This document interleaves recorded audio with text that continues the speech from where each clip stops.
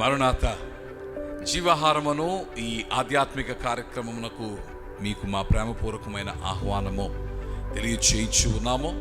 ఈ కార్యక్రమము మిమ్మలను ఆత్మీయంగా బలపరుస్తున్నదని, క్రీస్తు యేసు వారి యొక్క రెండవ రాక కొరకు మిమ్మలను సిద్ధము చేయించున్నదని మేము నమ్ముచున్నాము. ప్రతి ఉదయము దేవుని యొక్క వాక్య ధ్యానముతో మీ దినమును ఆరంభించి తద్వారా దేవుని సహాయము మీరు పొందుకొనవలనని మేము ఆశించు ఉన్నాము.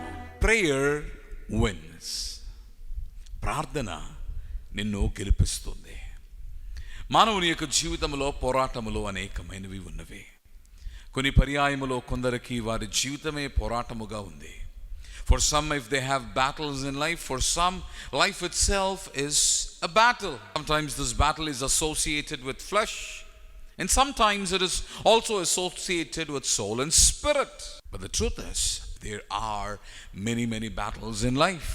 మానవుని యొక్క జీవితంలో అనేకమైన పోరాటములు ఉన్నవి. ఈ ఉదయకాల సమయమందు నీ జీవితంలో కూడా ఒక పోరాటం ఉన్నది. నిశ్చయముగా పోరాటం ఉన్నది. దేవుని యందు ఉన్నవారికి సైతము పోరాటం ఉన్నది. Often we think that Jesus saved us to be away from battles. పోరాటము లేకుండా క్రీస్తు యేసు మనలను రక్షించాడని మనము తలస్తూ ఉంటాము. కానీ వాస్తవ సత్యం ఏమిటి అనగా, క్రీస్తు యేసుని అంగీకరించిన ఆ గడియలోనే నిన్ను ఒక పోరాట యోధునిగా ఆయన సిద్ధము చేయించు ఉన్నాడు. And he leads you into a battlefield. ఒక యుద్ధ భూమిలోనికి నిన్ను నడిపిస్తూ ఉన్నాడు. అయితే శుభవార్త ఏమిటనగా, whosoever is in Christ Jesus, క్రీస్తు యేసునందున్న వారు, they always win their battles because of the ability he gives them. క్రీస్తు యేసునందున్న వారు, ఆయన సహాయం అందుకున్న వారు, వారు పోరాటములో ఉండి ఉన్నను నిశ్చయముగా తప్పక వారు గెలుచువారై ఉన్నారు. పాత నిబంధనలో మోషే అనే భక్తుడు ఉన్నాడు. నిర్గమకాండము 17వ అధ్యాయములో ఒక పోరాటములో మోషే ఉన్నాడు.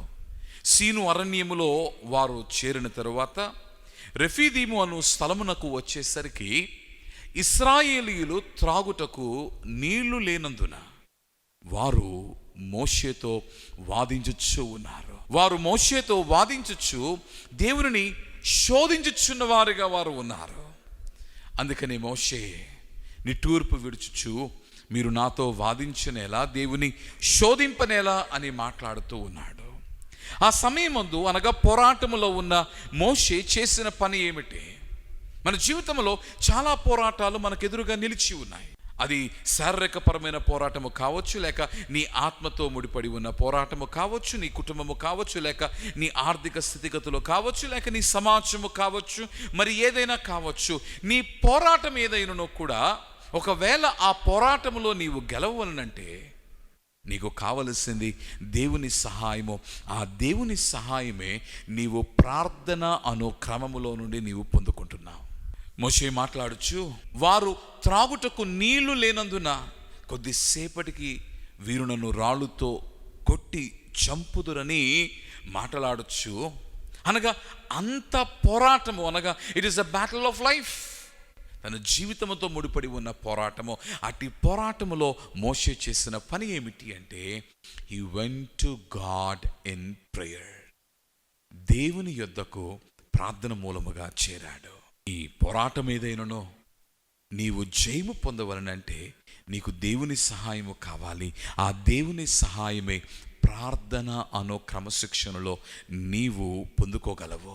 Do you have the discipline of going to God in prayer in every moment of life? జీవితంలోని ప్రతి సందర్భములో కూడా ప్రార్థన మూలముగా దేవుని యొద్దకు చేరే క్రమశిక్షణ నీవు కలిగి ఉన్నావా?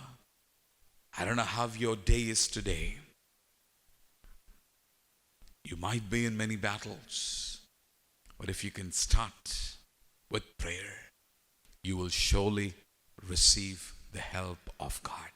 అందుకనే మోషే అట్టి శోధనలో, అట్టి పోరాటములో, చావవలసిన పరిస్థితిని అతడు ఎదుర్కొన్న ఆ గడియలో దేవుని యొద్దకు వెళ్ళి ప్రార్థించక దేవుడు జవాబివ్వగా బండలో నుండి నీళ్లు రప్పించి మోషేకు సహాయము చేశాడు. నీ ముందు ఉన్న బండ ఏదైనానో, నీళ్లు రాని బండగా నీ ముందు నిలిచి ఉన్న పోరాటం ఉన్నదేమో, కానీ దేవుని సహాయముతో తప్పక తప్పక నీ ముందు ఉన్న పోరాటంలో నీవు గెలవగలవు. May the victory be yours in the discipline of prayer. Let's pray. ప్రభువా, ప్రార్థనను క్రమమును నీవు మాకు నేర్పించా తండ్రి. మా పోరాటములో సహజ సిద్ధముగా మా శక్తి సామర్థ్యములను బేరీజు వేసుకొని మేము ముందుకు సాగుచూ ఉండగా ఈ ఉదయకాలమందు నీవు మాకు నేర్పించావు. ప్రార్థనను క్రమశిక్షణలో నుండి నీ సహాయమును మేము పొందుకొని ప్రభువా ప్రతి పోరాటములో మేము జయము కలిగి ఉండగలమని తండ్రి మాకు ఉపదేశించావు. కనుక తండ్రి, ప్రార్థన మూలముగా నీ యొద్దకు వస్తూ ఉన్నాము. మా పోరాటములో మాకు జయము దయచేయము. ప్రాణనాథుడైన క్రీస్తు పేర ప్రార్థించుచున్నాము మా పరలోకపు తండ్రి. ఆమేన్. మారునాథ. God bless you.